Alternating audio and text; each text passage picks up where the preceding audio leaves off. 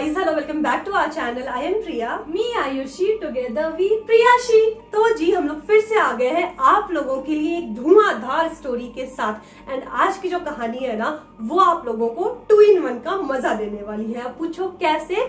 तो जी आज की कहानी में आपको हॉरर का तड़का तो मिलने ही मिलने वाला है, साथ ही साथ ना इसमें क्राइम के भी कुछ एसेंस होने वाले हैं, मतलब हॉरर प्लस क्राइम। तो सोच लो आप लोगों को कितना मजा आएगा। पर कहानी स्टार्ट करने से पहले मेरे पास आप लोगों के लिए और तुम्हारे लिए भी एक क्वेश्चन है। रेडी रहना, अभी रुको और कमेंट में आंसर करके जाना कि आप लोगों को ऐसा लगता है क्या कि हमारे देश में या फिर दुनिया के किसी भी कोने में आप चले जाओ, वहां का कानून भूत प्रेत में विश्वास करता होगा? दीदी देखो, कहीं ना कहीं मेरी मन की बात अगर आप लोगों को बताएं तो इंसान में थोड़ा बहुत है, वो कहीं ना कहीं यकीन कर भी लेंगे।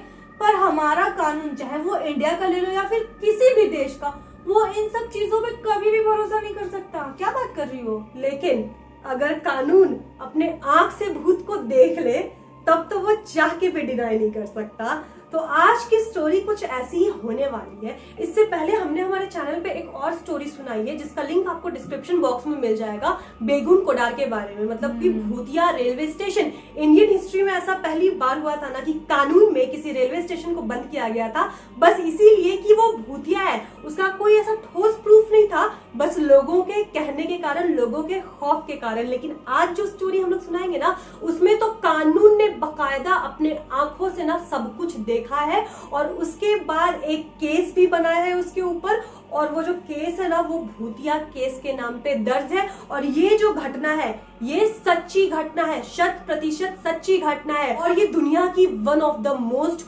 हॉन्टेड घटनाओं में से भी एक है। तो दोस्तों वीडियो स्टार्ट करते हैं, पर उससे पहले दीदी, वीडियो स्टार्ट करने से पहले ही तुम सबका कलेजा धुकुर धुकुर करवा दियो। तो भाई आज ना वीडियो डबल धमाल होने वाला है, तो आप लोग सीट की पेटी ना पहले ही बांध लो, कान में ईयरफोन डाल लो और रूम की ना लाइट्स ऑफ कर लो। तो आज की जो कहानी है ना, वो तकरीबन 30 से 32 साल पहले की है। एंड ये घटना स्पेन के कैपिटल मैड्रिड की है। जिस लड़की के बारे में ये कहानी होने वाली है ना, उसका रियल नेम है स्टेफिना। तो इस वीडियो को देखने के बाद आप लोग गूगल में स्टेफिना के बारे में जरूर सर्च करना। तो बात है तकरीबन 1990 की। उस वक्त स्टेफिना की उम्र 18 साल की होगी। स्टेफिना के परिवार में उसके मम्मी पापा एंड एक छोटा भाई था। एंड स्टेफिना एंड उसका परिवार ना कैथोलिक क्रिश्चियनिटी से बिलोंग करते थे, जिस कारण से शुरू से ही उन्हें धर्म की बातों पर एंड प्रभु की बातों पर ना काफी ज्यादा विश्वास भी रहता था। जिस कारण से उनके मम्मी पापा ने बचपन से ही ये मेक श्योर किया था कि उनके दोनों बच्चे ना मिशनरी वाले स्कूल में पढ़ाई करें, मतलब कि मिशन स्कूल में पढ़ाई करें। तो 1990 में स्टेफिना ने तो अपनी स्कूल की एजुकेशन कंप्लीट कर ली थी एंड अब बारी थी कॉलेज में एडमिशन लेने की। तो ऑब्वियसली जैसा कि उसके मम्मी पापा चाहते थे, वो एक मिशन कॉलेज में ही एडमिशन लेती है। एंड उसका जो कॉलेज का इनिशियल डेज था वो बहुत अच्छे से बीत रहा था। अब स्टेफिना को कॉलेज जाते जाते तकरीबन 5 से 6 महीने बीत चुके थे एंड सब कुछ बिल्कुल नॉर्मल था। पर इसी बीच ना कुछ बहुत अजीब और कुछ बहुत वियर्ड होता है। स्टेफिना के नेचर में, बिहेवियर में एक बहुत बड़ा चेंज उसके पेरेंट्स को देखने को मिलता है। यहाँ पर सबसे पहले आप लोगों से ना एक बात क्लियर कर देते हैं कि जो स्टेफिना थी ना, वो अपने छोटे भाई के साथ रूम शेयर करके रहती थी, यानी कि एक रूम में 2 बेड लगे हुए थे। तो एक रात की बात आप लोगों से शेयर करते हैं, जिसके बाद स्टेफिना की जो जिंदगी थी ना, वो पूरी तरह से बदल गई थी। मिडनाइट हो रहा था, उसका भाई भी सोया हुआ था और वो भी चुपचाप से सोई हुई थी। अचानक से उसके भाई को ना क्या आवाज आती है कि उसके बेड के बगल पे ना कोई सांप की तरह फुफकार रहा है। जैसे स्टेफिना के छोटे भाई की नींद खुलती है, वो क्या देखता है कि उसके बेड के बगल में स्टेफिना एकदम अपने बॉडी को ऐसे कवर करके ना उसे देख के ऐसे फुफकार रही है। ये देखने के बाद जो स्टेफिना का भाई था ना, वो थोड़ा सा डर जाता है। उसके बाद वो स्टेफिना से बोलता है कि दीदी तुम ये क्या कर रही हो, तुमको नींद नहीं आ रहा है? और जैसे ही स्टेफिना का छोटा भाई स्टेफिना को टोकता है, वो उसके ऊपर चढ़ के बैठ जाती है और जोर जोर से गुर्राने लगती है और चिल्लाने लगती है। इसके बाद ना स्टेफिना का भाई चिल्लाने लगता है और अपनी मम्मी पापा को बुलाने लगता है। जैसे ही स्टेफिना के मम्मी पापा रूम में आते हैं, उसके बाद जैसे तैसे करके ना स्टेफिना को अपने छोटे भाई से छुड़वा कर उसे प्यार से शांत करवाकर पानी पिलाकर उसे चुप करवा देते हैं। इसके बाद ना स्टेफिना भी सो जाती है, लेकिन उस रात उसके छोटे भाई को नींद बिल्कुल भी नहीं आती है। चलो, उस रात की घटना तो आई गई हो जाती है, पर उसकी अगली रात पता है क्या होता है? स्टेफिना फिर से अपने रूम में सो रही होती है और साथ में उसका छोटा भाई भी बगल वाली बेड में सो रहा होता है। रात के करीब 2 बज जाते हैं और इसी बीच में जब उसका छोटा भाई गहरी नींद में चल जाता है, तब उसे किसी की ना गुर्राने की आवाज सुनाई देती है, जिसके कारण उसके छोटे भाई की नींद अचानक से टूट जाती है। वो जैसे ही अपने बगल बेड में देखता है कि मेरी दीदी कहाँ है, तब वहां पर वो स्टेफिना को देखता ही नहीं है। वो तुरंत से उठ के बैठ जाता है और रूम के चारों ओर देखता है कि आखिर मेरी दीदी है कहाँ। तब उसकी नजर ना कोने में जाती है कि उसकी दीदी चुपचाप से, और ऐसा लग रहा था ना कि वो कहीं एक जगह स्टेयर कर रही है और गुर्रा रही है। और उस टाइम ना स्टेफिना के अंदर से लग रहा था कि 3-4 इंसानों की साथ में आवाजें निकल रही है। और ये नजारा देख के ना उसके भाई की सच में फट गई थी। अब इसके बाद वो जैसे ही अपने मम्मी पापा को चिल्लाने के लिए आवाज लगाता है ना, 1 सेकंड होता नहीं है और नहीं पता स्टेफिना में ऐसी ताकत कहां से आ जाती है।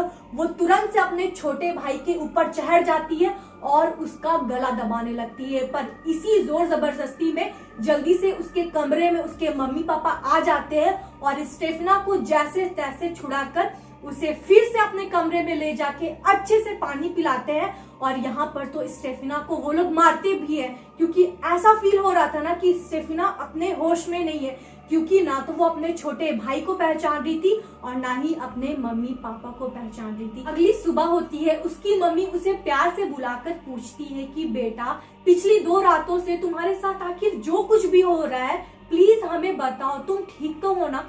इसके बाद पता है स्टेफिना क्या बोलती है? आप लोग भी सुनोगे ना तो शॉक्ड हो जाओगे।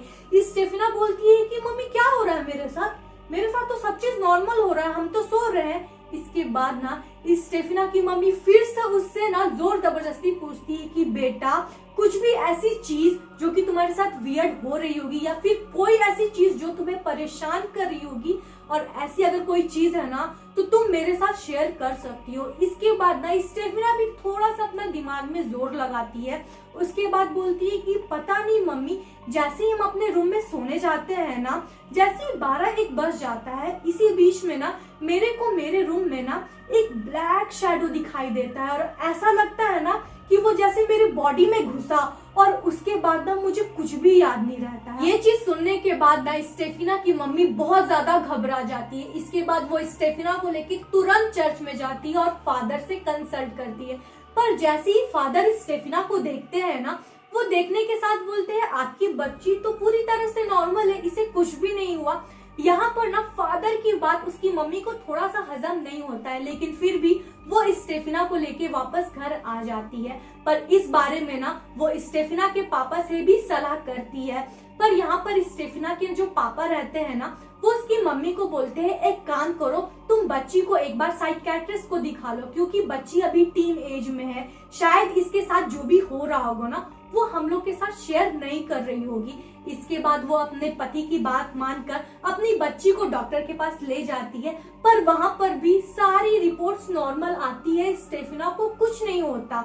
इसके बाद वो जैसे ही घर आती है ना दीदी, घर आने के बाद उस दिन क्या होता है, स्टेफिना के जो अजीब गरीब हरकतें रहती थी, जो कि रात के 12 से 2 बजे के बीच में हुआ करती थी ना, अब तो स्टेफिना वो सब चीज दिन दहाड़े स्टार्ट कर चुकी थी। मतलब घर पहुंचते ही स्टेफिना ने क्या किया, चीजों को इधर उधर फेंकना स्टार्ट कर दिया।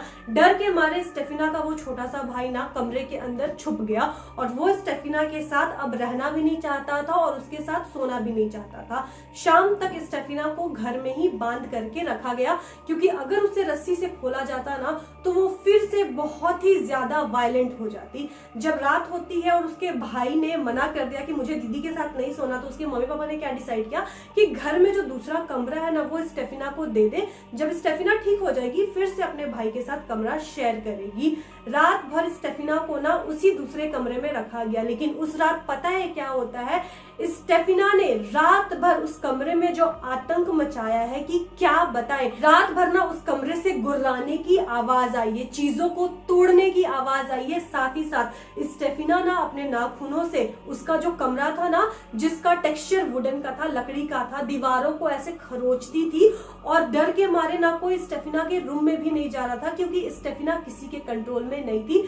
सारे लोग सुबह होने का वेट करते हैं। सुबह होती है, स्टेफिना के मम्मी पापा उसके कमरे में जाते हैं और पता है वो लोग वहां पर क्या देखते हैं?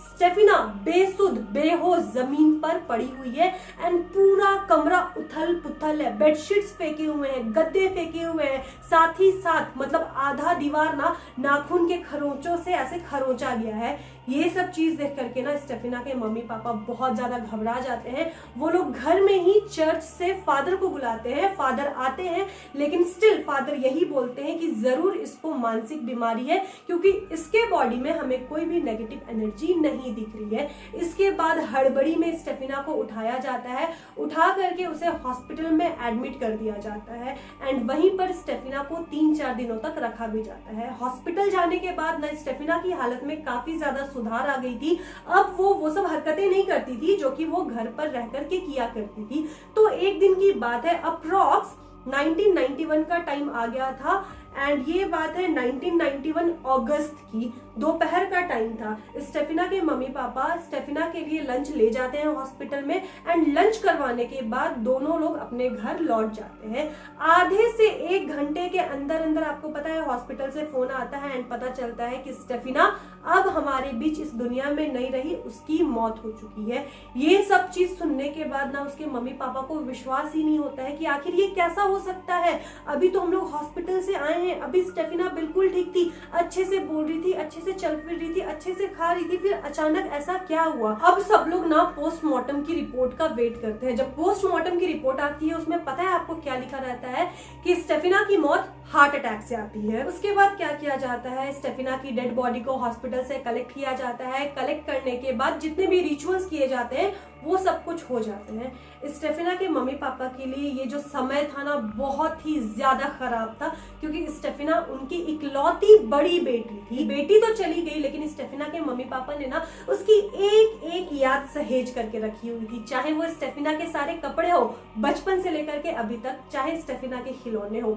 एंड उसकी मम्मी स्टेफिना के उस कमरे में हमेशा अकेले जाकर के बैठा करती थी एंड अपनी बेटी को याद किया करती थी। अभी स्टेफिना को गुजरे हुए ना केवल महज 2 से 4 दिन ही हुए होंगे। इसी बीच उस कमरे में पता है उसकी मम्मी क्या नोटिस करती है? उसकी मम्मी रोज रात को कमरे को बंद कर देती थी और सुबह होते ही उसके रूम को खोल देती थी। पर जैसे ही सुबह को स्टेफिना की मम्मी रूम खोल के अंदर घुसी ना, वो क्या देखती है कि स्टेफिना का जो रूम है ना वो पूरी तरह से उथल पुथल है। स्टेफिना की जितने भी फोटोज थे सारे टूटे हुए हैं और उसके रूम में ना एक जीसस क्राइस्ट की फोटो भी थी, वो भी उल्टी की हुई है। इसके बाद ना स्टेफिना की मम्मी बहुत ज्यादा गुस्सा गई थी। इसके बाद उसकी मम्मी क्या डिसाइड करती है ना कि अब से हम इस कमरे को लॉक करेंगे और चाबी भी अपने पास रखेंगे।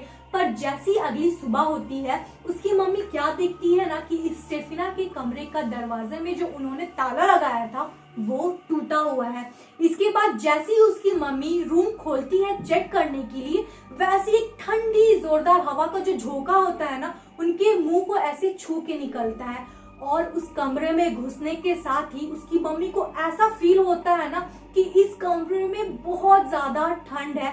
इसके बाद उसकी मम्मी एसी भी चेक करती है कि कहीं उनसे एसी ऑन तो नहीं रह गया, पर वहां का एसी भी ऑफ था। अब उसकी मम्मी थोड़ा थोड़ा डरने लगती है। इसके बाद उसकी मम्मी क्या डिसाइड करती है ना कि अब उनकी बेटी का रूम वो परमानेंटली लॉक कर देंगी। इसके बाद वो जल्दी से कारपेंटर को बुलाती है और पूरे रूम को अच्छे से वो लॉक कर देती है। पर उसी रात पता है क्या होता है, उस कमरे से ना अब उनको अजीबोगरीब आवाजें आने लगती है।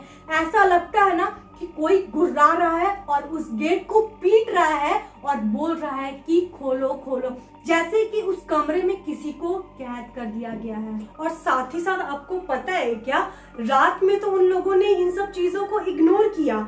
सुबह उठकर जब उन्होंने देखा तो पता है क्या पाया कि उतना बड़ा जो कुंडी था जिसे परमानेंट लॉक किया गया था, नॉर्मल इंसान ना बिना औजार हथियार के उसे खोल नहीं सकता है, पर वो कुंडी टूटी हुई थी। रूम के अंदर जब वो लोग गए तो ऑब्वियसली सारा सामान तो बिखरा पड़ा था, पर एक अलग चीज हुई थी। पता है क्या, जो नाखून के खरोचने के सारे निशान थे जो उन्होंने रिपेयर कर दिए थे स्टेफिना के मौत के बाद, वो खरोच वापस से थे दीवार पर। और इन सारी घटनाओं के बाद ना अब स्टेफिना के मम्मी पापा को ये समझ में नहीं आ रहा था कि आखिर उनके घर में हो क्या रहा है। फिर उन्होंने ना सोचा कि हम लोग ना इन सारी बातों के बारे में पड़ोसियों से डिस्कस करते हैं, पर उन्हें कहीं ना कहीं ये लग रहा था कि वो लोग हमारे बारे में क्या सोचेंगे। पर जैसे ही वो लोग पड़ोसियों से इन बारे में बात करते हैं ना, ऊपर से पता है पड़ोसियों से उन्हें क्या पता चलता है कि हर रात में उन्हें भी ना उस कमरे से अजीबो गरीब आवाजें आती है। और ये चीज सुनने के बाद ना अब ना वो दोनों बहुत ज्यादा बेचैन हो गए थे कि आखिर उनके साथ ये सारी चीजें आखिर हो क्यों रही है। पर इसी बीच में पता है क्या होता है, उनसे ना मिलने के लिए स्टेफिना की स्कूल टीचर आई हुई थी। और स्टेफिना की जो टीचर थी वो जो उनके मम्मी पापा से शेयर करती है ना, वो सुनने के बाद आप लोग का कलेजा कांप जाएगा। स्कूल टीचर्स ने उसके मम्मी पापा से बोला ना कि हमें बिल्कुल नहीं पता था कि स्टेफिना अब हमारे बीच में नहीं है, तो we are very sorry for the loss. पर अब कुछ चीजें हैं ना जो हमें आपके साथ शेयर करनी है। काफी टाइम से ना स्टेफिना की हरकतें जो थी कॉलेज में बहुत वियर्ड थी एंड हम लोग सारे लोग ना उन चीजों को इग्नोर कर रहे थे। हमने सोचा कि समय के साथ स्टेफिना ठीक हो जाएगी, पर हमें नहीं पता था कि उन हरकतों के कारण स्टेफिना की जान भी चली जाएगी। ये सुनने के बाद स्टेफिना के मम्मी पापा बहुत ही ज्यादा शॉक्ड हो गए थे। फिर उन्होंने टीचर से पूछा कि प्लीज आप हमें डिटेल में बताइए कि आप कहना क्या चाहती है। तो उसमें से ना एक नन थी, वो क्या बताती है ना, बात आज से तकरीबन 5-6 महीने पहले की है। उस कॉलेज में ना स्टेफिना की एक बेस्ट फ्रेंड हुआ करती थी और उस बेस्ट फ्रेंड का एक बॉयफ्रेंड हुआ करता था। एक कार एक्सीडेंट में स्टेफिना की बेस्ट फ्रेंड के बॉयफ्रेंड की मौत हो गई थी, जिस कारण से स्टेफिना की जो बेस्ट फ्रेंड थी ना काफी ज्यादा सदमे में रहती थी। और स्टेफिना के बारे में हमने आपको एक चीज नहीं बताया है जो कि अभी हम लोग आपको बताते हैं। और ये चीज स्टेफिना की मम्मी को भी पता थी, पर उन्होंने ना कभी इस चीज पर गौर नहीं किया था।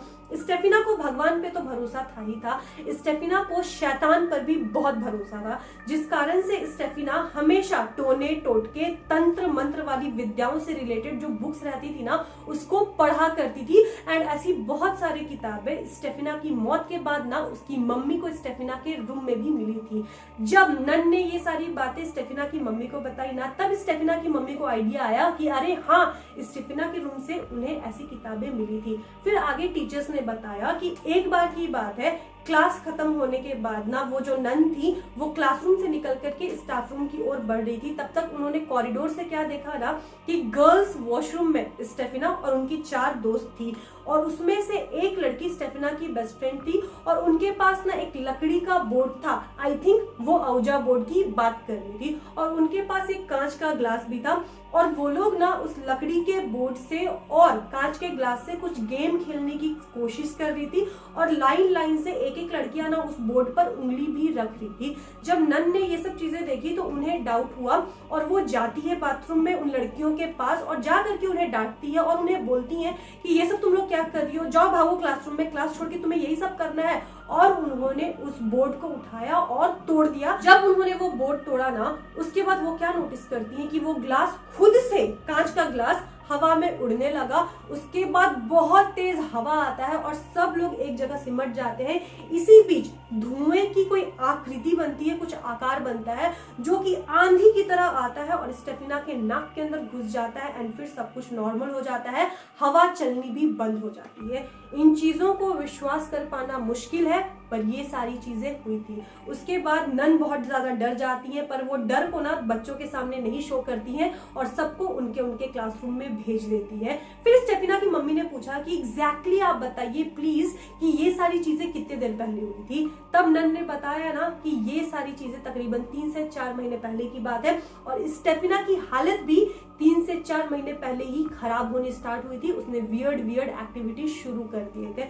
अब यहाँ पर स्टेफिना के पेरेंट्स को ये बात तो पता चल गई कि उनके साथ ये वियर्ड घटनाएं क्यों घट रही है, क्यों उनके घर में भी तेज हवाएं आती है जबकि बाहर कोई भी हवा नहीं चल रही होती है, क्यों उनके कमरे से स्टेफिना के जाने के बाद भी गुर्राने की आवाज आती है जो कि स्टेफिना जब जिंदा थी तो भी किया करती थी। मतलब कि शायद स्टेफिना लौट के आ चुकी है और स्टेफिना अपने कमरे में, उस घर में उन लोगों के साथ है। आगे क्या होता है रानी? दीदी शायद मेरे को यहाँ पर ये लगता है ना कि स्टेफिना अपनी बेस्ट फ्रेंड की मदद कर रही थी उसके बॉयफ्रेंड से जिसकी एक्सीडेंट में डेथ हो गई थी ना, उससे बात करवाने में, जिसका खामियाजा बेचारी स्टेफिना को भुगतना पड़ा था। पर यहीं पर कहानी खत्म नहीं होती है। इसी बीच में ना एक रात को स्टेफिना की मम्मी के साथ क्या होता है, उन्हें ऐसा फील होता है ना कि कोई उनकी छाती पर बैठ गया है और उनका गला जोर जोर से दबा रहा है। अभी तक जो भी मामला हो रहा था ना, उसकी कानों कान खबर ना पुलिस को नहीं थी। पर इस घटना के बाद ना उसकी मम्मी इतना ज्यादा डर गई थी ना कि वो मजबूर हो गई थी पुलिस को बुलाने में। और मिडनाइट को ना पुलिस को बुलाया जाता है। 2:40 तक करीब पुलिस आती है और पुलिस जैसे ही आती है ना, उसकी मम्मी सारी घटना और उनके घर में क्या क्या हो रहा है ना, वो सारी चीजें पुलिस को बता देती है।